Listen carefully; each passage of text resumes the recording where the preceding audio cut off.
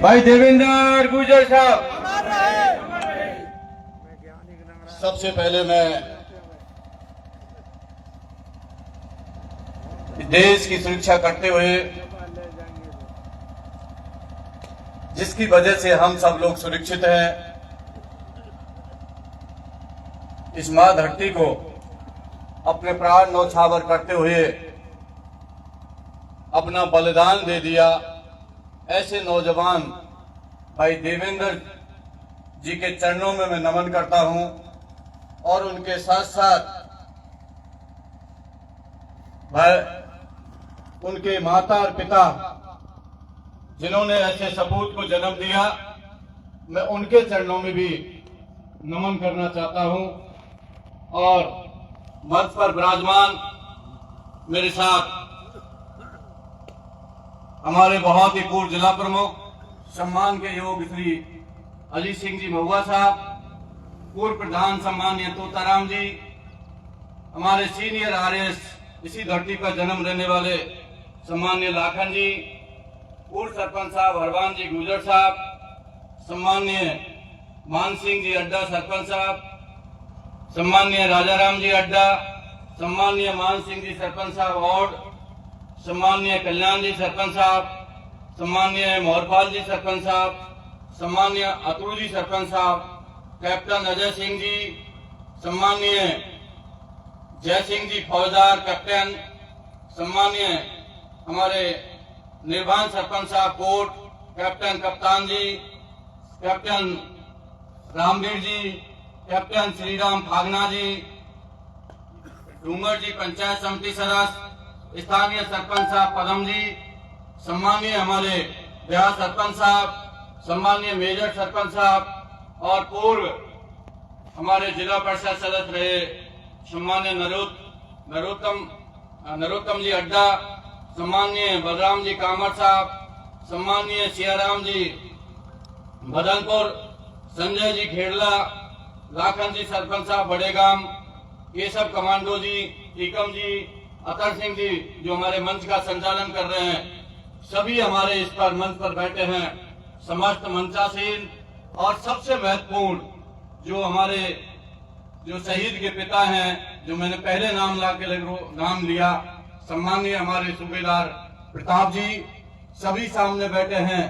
इस सभी क्षेत्र के पंच पटेल पूजा के बुजुर्गों, नौजवान साथियों, माताओं बहनों और हम सब ऐसी शख्सियत जो कम उम्र के अंदर इस तरह के जिन्होंने अपने पति को खोआ, उस वीरांगना को भी नमन करना चाहूंगा कि इस कम उम्र के अंदर जिस तरीका से उनके पति ने शहीद हो गए, उनको भी नमन करना चाहूंगा।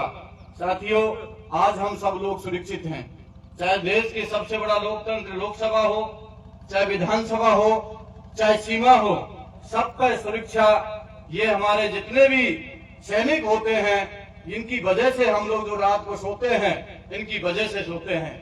हमारे बीच में मौजूद सम्मानीय केशव जी और तमाम हमारे सैनिक भाई बैठे हैं उच्च पदों पर विराजमान, इनको पता है जब इनको छुट्टी नहीं मिलती है तब इनको कितना एहसास होता होगा, अपने बच्चों से मिलना, अपने माता पिताओं से मिलना, अपने प्रियों की शादी विवाह में जाना, परंतु ये अपनी ड्यूटी की ईमानदारी पूर्वक निडर होकर और अपने बच्चों की बगैर परवाह करते हुए हम सब लोगों को सुरक्षित रखते हैं।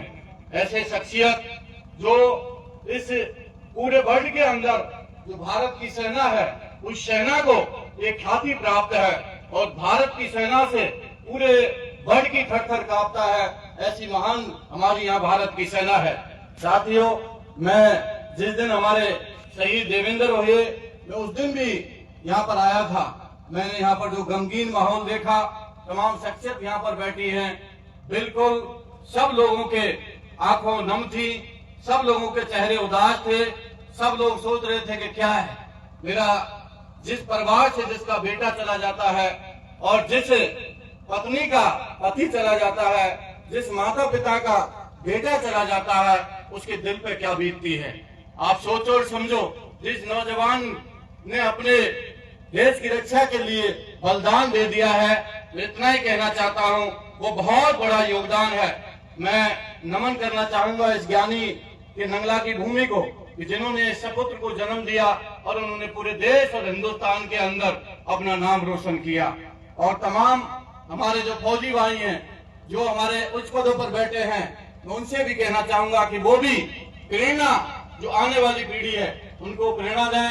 देश की खातिर हमेशा जिस तरीका से आप लड़ते रहते हैं, अच्छे विचार रखते हैं, मैं उनको धन्यवाद देना चाहूंगा। और मैं इतना ही कहना चाहता हूं, मैं चाहे करौली धौलपुर से सांसद हूं, पर निश्चित तौर पर सांसद वहां से हूं, वहां के लोग भी बैठे हैं, और ऐसा कोई आप लोग अपने मन के अंदर ऐसा महसूस ना करें कि मैं तुम से कोई दूर, आप लोगों से कोई दूर हूं। पहले भी आपका था, आज में भी आपका हूं और आगे भी आपका रहूंगा। कोई किसी तरह का आप लोग मन उदास ना करें। कभी किसी तरह का कोई काम हो, किसी तरह का कोई भी किसी तरह का काम हो, आप लोग बताएं। और मैं जैसे पहले आता था पहले ही आता रहूंगा।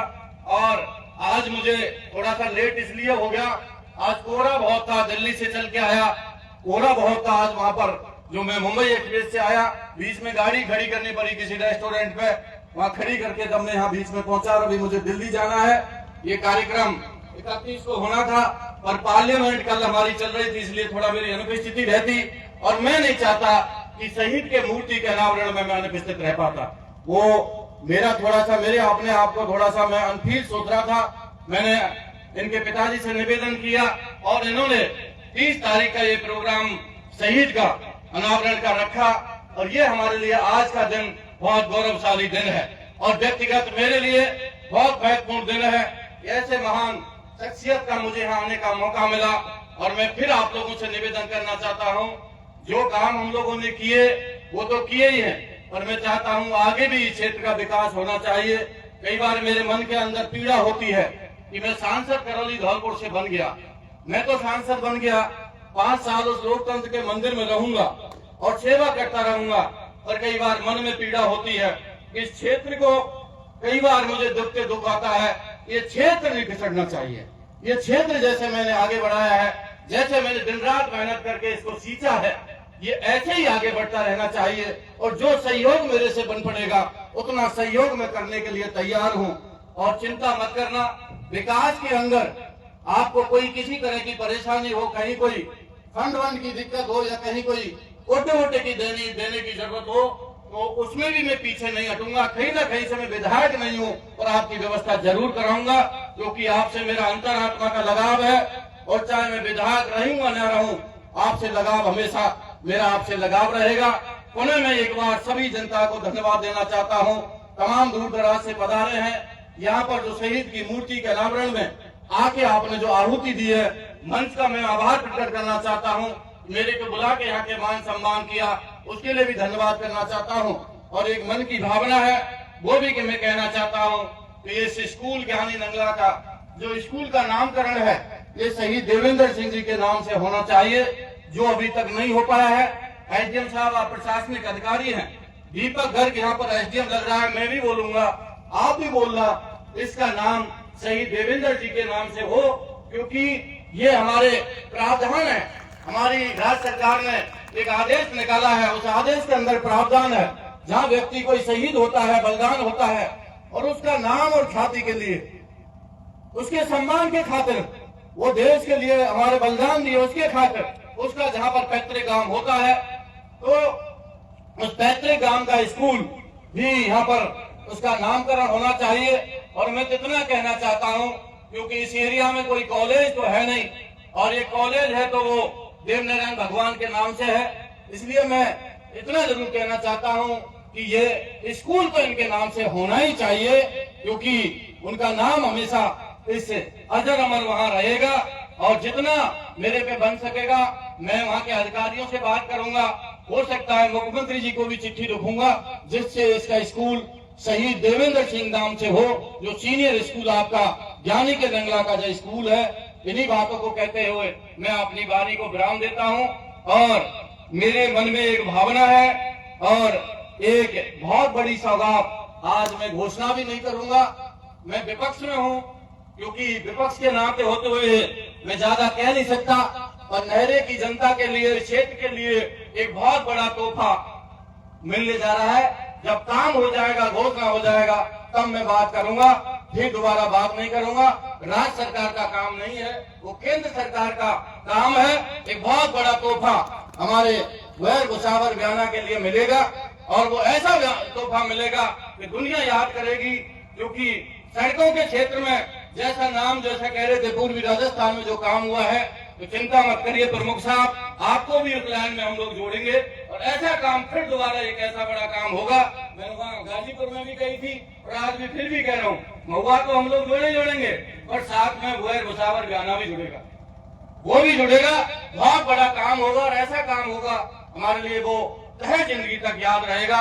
इन्हीं बात को कहते हुए मैं वाणी को विराम देता हूं, और मैं पुनः आपसे मैं निवेदन करना चाहता हूं, जो हमारी राजस्थान भाषा में कहता हूं, थासू दूर क्वेन, थासू दूर क्वेन। आपके दिल में मेरे लिए जगह है, और मैं आपके दिल में जगह है। जो हो गया शोल को भूलो और नई कहानी लिखना शुरू करो। बहुत बहुत धन्यवाद। जय हिंद, जय भारत। पुनः वीरांगना को नमन, उनके माता पिताओं को नमन, तमाम मंचासीन बैठे हैं उनको धन्यवाद। क्योंकि मुझे अभी दिल्ली जाना है, कल से पार्लियामेंट है, और मैं फिर कह रहा हूं, चाहे वो जीएसएस बना, चाहे वो सड़कें बनी, चाहे वो हॉस्पिटल बनी, तमाम लाइट की सुविधा आपकी उपलब्ध हुई। आपसे मैं फिर कह रहा हूं, और भी काम कमी कोई रह गई हो तो बता देना, मन उदास मत करना, मतलब निसंकोच होकर जैसे पहले है वैसे ही मिलना, कोई किसी तरह की कोई दिक्कत नहीं है। और फिर कह रहा हूं, फंड की कोई भी दिक्कत नहीं है, जैसा भी होगा फिर लेंगे, कोई दिक्कत नहीं है। विकास में कोई किसी तरह की कमी नहीं लेंगे। एक यहाँ पे समस्या 132 केवी का जीएसएस की थी, वो यहाँ पर स्थापित हो गया। 33 केवी का जीएसएस आपके गांव में लग गया। कुछ बिजली की समस्या यहाँ पर और थी, जो बयाना और वैर भुसावर की समस्या थी। आप चिंता मत करना, 5 केवी का जीएसएस हम लोगों ने, मैंने एसडी से बात करी और वहां पर एमडी से बात करी थी। मेरे हिसाब से 10-5 दिन के अंदर बड़ी मशीन हिंडौन के अंदर स्थापित हो रही है, और वो चालू हो जाएगा हिंडौन के अंदर, और वो जीएसएस से सारा आपका चीकरू का जीएसएस कनेक्ट हो जाएगा, और हमारा वो भुसावर वाला भी कनेक्ट होगा, और छोकरवाड़ा वाला भी कनेक्ट होगा। तो फिर आपको किसी तरह की बिजली की समस्या अब आगे नहीं होगी।